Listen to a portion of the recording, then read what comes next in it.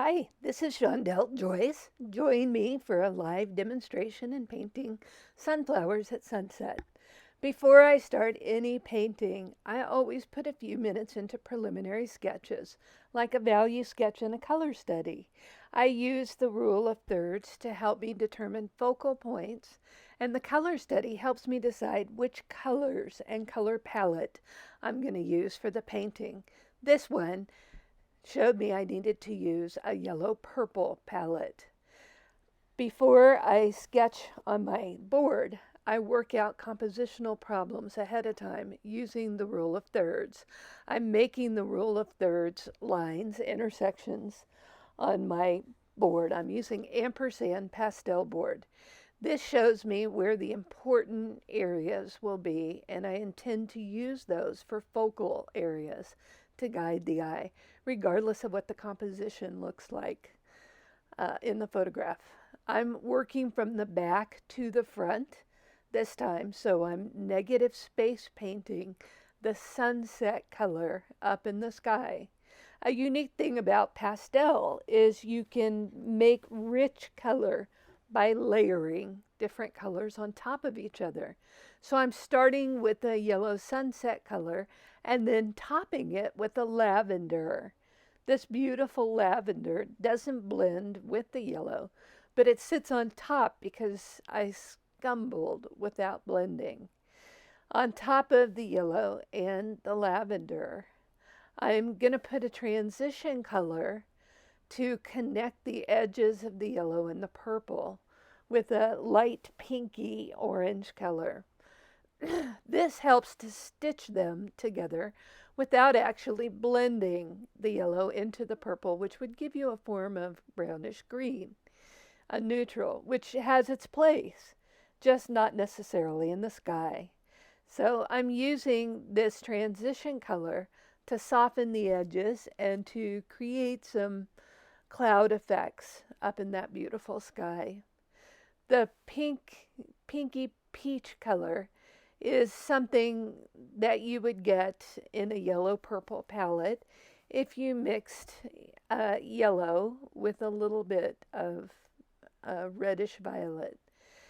On top of it, I'm creating a glow right at the horizon with pure yellow.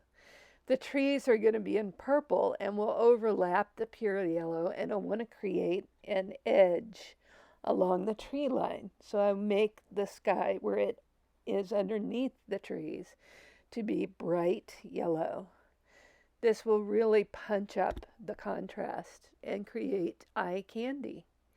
Next, I'm coming in with the side of the pastel. I use every edge on the pastel, the face of it, the side of it, the hard top edge of it, to help shape and negative space paint that dark tree line, which is in the middle ground between the fence and the sky. This helps me to shape the fence and to shape the darks in the shadows cast by the leaves on top of the fence. I'm breaking up the tree line to make sure that the trees don't look like little soldiers, all perfect, but instead have a natural shape to them. I'm blocking in with a dark blue violet color, which I will juice up later with a more intense color. But for now, I want the value of this dark blue to help differentiate the foreground from the middle ground and the background.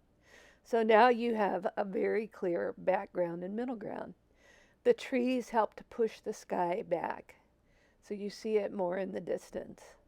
The trees also help to push the fence forward, so you have these sharp edges of the fence row.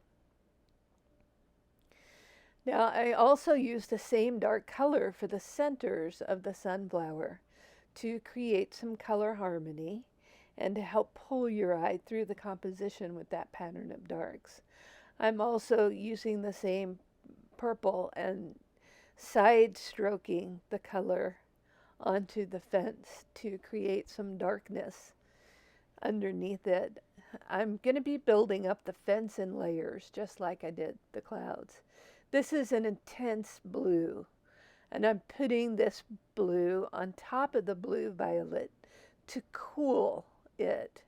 Now I'm using a little bit of red violet at the intersection of the top of the trees and the sky. So this helps to warm that color and create some really intense, beautiful, warm purple or violet against the yellows. I'm including a little bit of it in the sunflowers as well, especially the shadow side of the sunflowers, which is going to be silhouetted against the sky and against the lighter colors of the fence. The sunflowers that are silhouetted against darkness, I would rather leave them lighter.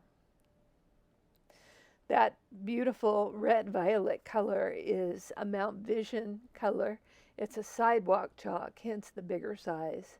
Now I'm coming in with the dark green and blue, and the blue helps to differentiate some of the leaves of the sunflower and the stems. It's going to read like green when I'm done, but I'm making it blue violet, the same blue violet that you see in the shadow. I'm also breaking up the tree with some sky holes. This is a little bit of the yellow that you see in the sky, breaking through the branches and creating a lacework effect in the trees. This helps to make that mass look a little more natural, and you see some of the sunset colors through the trees. I really love sky holes. As a plein air painter, I use them often to create focal points up in the sky. Here they give a magical effect, almost like fireflies, with that touch of yellow against where the sunflowers will be later.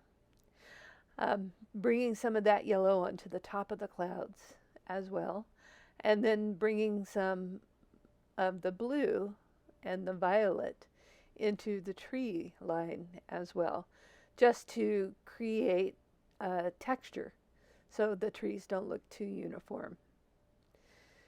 Now I have some very strong sky holes, and I've broken up the middle ground well.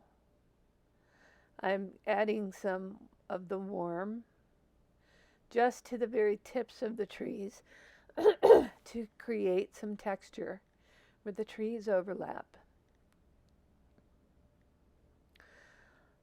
I like that warm color, and I'm thinking about including it in some of the sunflower heads.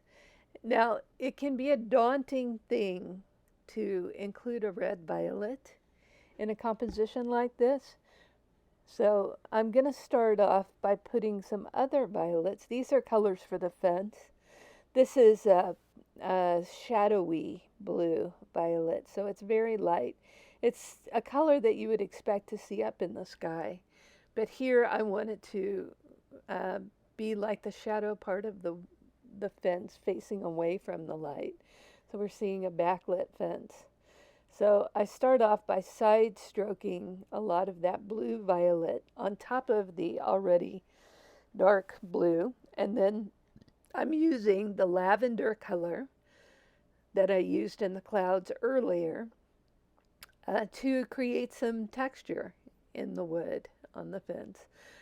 So I'm making some variations in the wood, scumbling the colors on top and not touching or blending. It's important that the edges of the fence be sharp and hard, so I'm going a little bit lighter with those edges. This is a very light violet color, similar to an ultramarine blue that you would see up in the sky. This color is a highlight color. I'm using it on the leaf of the sunflower as well as the edges of the fence. It will help lighten the fence. I'm using the same dark blue that I first scumbled on as a shadow color, reasserting some of the darks on the fence. So this firmly places them as a darker value instead of making the face too light. Remember, the fence is backlit, so it shouldn't be as light as some of the sunflowers, which are facing the sun. So this will help to make the fence more of a middle focal point and not that important. I'm bringing some green into the foliage on top of the leaves. The leaves already have some blue, so the green will warm up the leaves that are closer and cool with a cooler blue already on them. The green also is a good strong dark. It's a little bit darker than the tree line behind it and will help differentiate some of the foliage of those sunflowers from the tree line. I didn't use any green in the tree line, and I'm putting a little bit on the very bottom between the fence just to differentiate it. It's important to not always see trees or foliage or even grass as green. Sometimes it's yellows and violets. And I'm adding some yellow highlights for the light on top of some of the leaves that would be on the same plane facing the yellow sun. This basically completes most of the darks. So having painted all of the supporting darks in this painting, I'm now ready to start with some of the focal points and the sunflowers. I'm just making sure that the foliage in the trees behind is broken up and isn't too even. I want to create some very organic shapes back there that will help to reinforce some of the organic shapes of the sunflowers in the front. I'm using a harder pastel to more clearly define these shapes. So that will help me to come in with the softer pastel on top. So the hard pastel is a new pastel in you, and I am actually using a purplish brown color that's like a warmer purple, which helps to go along with some of the warmer red violets that I put on top of the trees. At this point, I step back. This is about the middle point of the painting, otherwise known as the ugly phase. I step back, I take a look, I make sure all my darks are clearly in place before I start adding some of the lights. The first light is a color similar to the one I put up in the sky. It's a peachy pink color that would be like a warmer yellow orange. And the reason for this color is it's a shadow color for the parts of the sunflower that are against the sky. Now remember, that color is backlit. You have the bright color of the sky. And I can't use pure yellow since I have pure yellow in the sky. So I'm using this peachy pink color to be like the shadow part of the sunflower. I always start with the sunflower that's off center, so if I screw it up, I'm not screwing up one of the focal points. So I kind of like that color. It works for me. It makes that sunflower pop so that it's more in front of the sky, and that's what I was looking for. So I'm going to look at other places where I can use that color and sharpen some of the edges of the foliage that move on top of the sunflowers so that the sunflowers are crisper and clearer. I can also go on top of that pinky peach color with some yellow to create more of a shape. Now for the sunflower that's against the fence, I started off with the red violet and then the pinky peach color on top of the red violet so that it's very warm, very shadowy, and facing forward. The parts of the sunflower that are peeking out of the shadows, I'm going to go ahead and hit with some pure yellow. So you get the feel that it's a sunflower, even though I'm not using a whole lot of yellow to define it. The shadows help to define the edge of the petals, so I'm negative space painting in the shadows behind the petals. And I'm making sure that there is a strong play of cast shadow from the leaf right on top of that flower head. That really makes the leaf look like it's foreshortened and coming toward us. Well, the shadows underneath the sunflower against the fence really help make the fence look like it's in the middle ground and the flowers are closer to us. So I like the color choices for these sunflowers, and I'm going to continue now with a touch of yellow here and there. I will need to use the yellow sparingly on the sunflowers, especially where it connects to the dark. So I'm using dark on the sunflower petals against the light sky, light on the sunflower petals against the dark trees. So here I'm putting in the yellow up against the dark tree.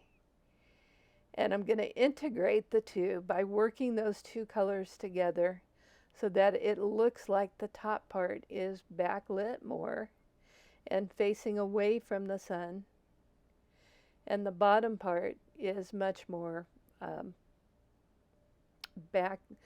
much more lit up against the dark of the tree line. That one wasn't quite as successful, so I'll do a little more work on it to make it pop. I really want to have the idea that these sunflowers are backlit and just dark up against the sky. So I'm working a little bit on the petals, integrating some of the yellow, integrating it all around. And this will also help create a curving effect to those petals. I'm liking the sunflower a little more now.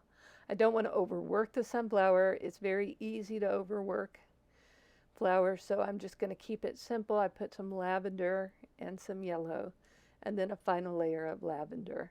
Again, I'm not touching or blending in this case. I want to keep those strokes clean, keep the color clean.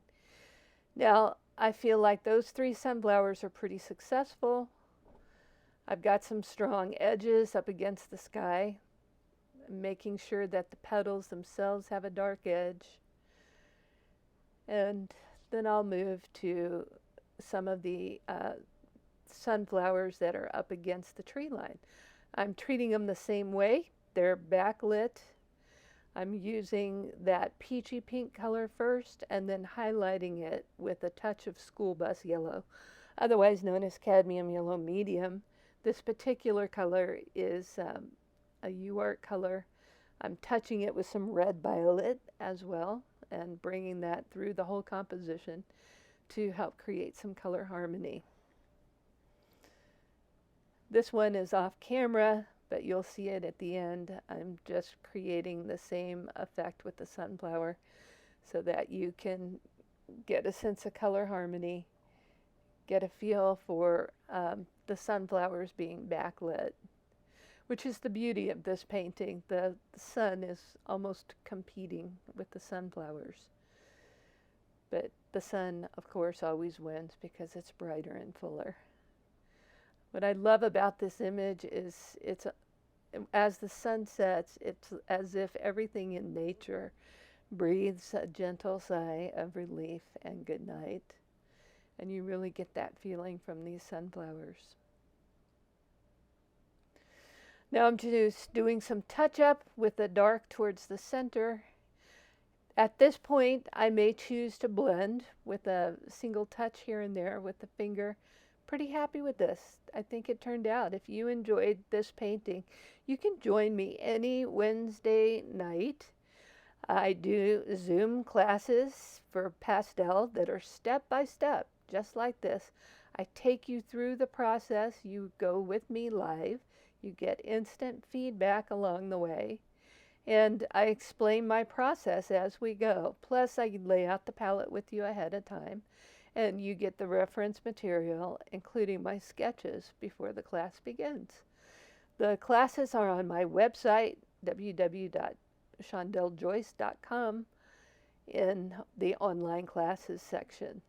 As a finishing touch for this painting, I'm taking some of the yellow that I used up in the sky, and I'm putting a very thin rim of light on these sunflowers. This helps to punch out the sunflowers and make them pop against the purple background of the trees, and to give you a sense that that golden light is just dipping low on the horizon, hitting the tops of the fence and the edges of the flowers like a gentle goodnight kiss. I'm just reinforcing some of the darks in between the trees just to break up those tree shapes, making sure my highlights are in place.